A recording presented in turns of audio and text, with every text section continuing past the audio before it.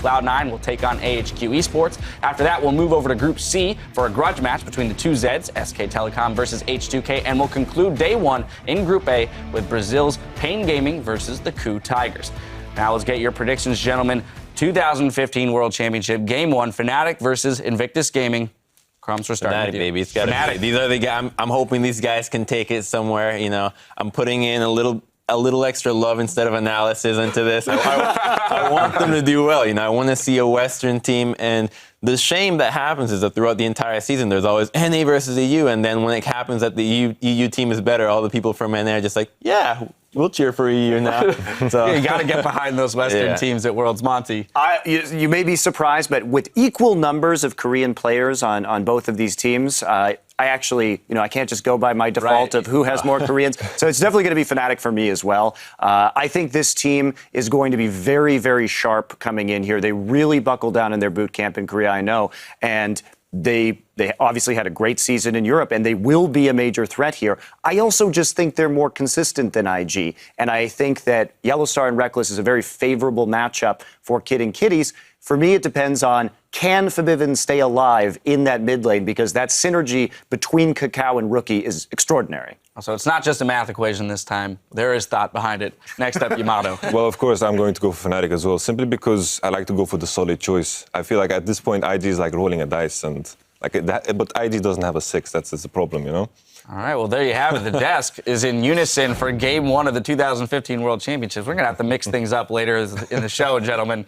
Lulu and GP, gone. I'm actually a little bit surprised because of how dated feeling Fnatic's champions look like. No one was expecting really Hecarim to be a large pick or Sip, and therefore they're moving down blind, essentially, to where they want to go. Fnatic preempting the other side. He is on the hunt down the Cocoon. Kitties is caught, and he's killed by Rainover. First blood to the Europeans, Fnatic. Fnatic had the pressure on the top side of the map. They push in the tower, and IG once again. Oh, gentlemen, Yellowstar, he fancies some blood, and he's found Kitties, knocks him into Reckless's hands, and Febiven will take the second kill. And this is where things just go downhill as a support. You have Kakao needs some help. Really lucky to be getting that ward down without being punished. There's just barely any other options though for IG. Then try and go down here and try and catch out a target with Arrow and then Skarner to get that one kill, because otherwise the map is lost. It's essentially Hawkshot into Ash Arrow, but if they do Ash Arrow, the team has to be able to follow. That's a teleport, that's an arrow. The arrow does go on Febiven, but it's instantly cleansed. Dragon secured. They turn their focus to Kakao. There's the team fight. Onslaught of Shadows throws IG's backline. Zatai's forced to retreat. They've traded 1-for-1 thus far, but Reckless takes out Rookie. Now they're looking for Cocoon. It's Cocoon.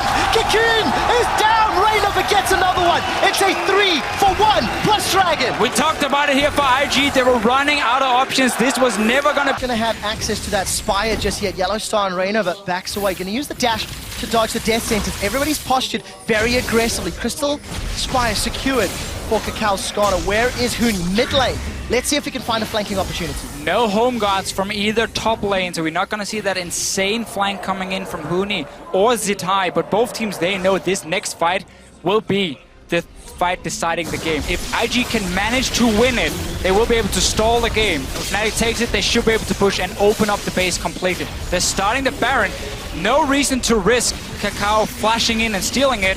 Febiven needs to be on point with his ulti if they want to go for somewhat of a dangerous Baron start, but here's the teleport from Huni. He has flank. He's found Zitai. The onslaught slows him down. Reckless has got one. Rainover flashes over the wall. He's looking for Kitties. That's a defensive flash. Emperor's Divide will not pin Kakao to the wall. It's a battle on 3 fronts, and it's a battle that Fnatic is winning. That's a triple kill for Reckless. There's 2 more targets in his sight. He's looking for more. He has the tower dive. Huni is chasing Kid down. A flash away. The ricochet. It's bouncing. It's spinning. Reckless. Can he get more?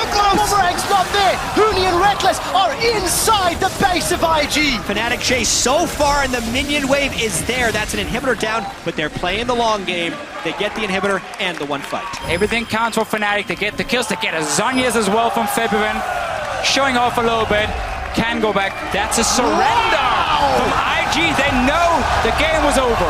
Invictus Gaming surrender, and the hometown heroes strike first blood at the 2015 World Championships. Fnatic had a goal lead.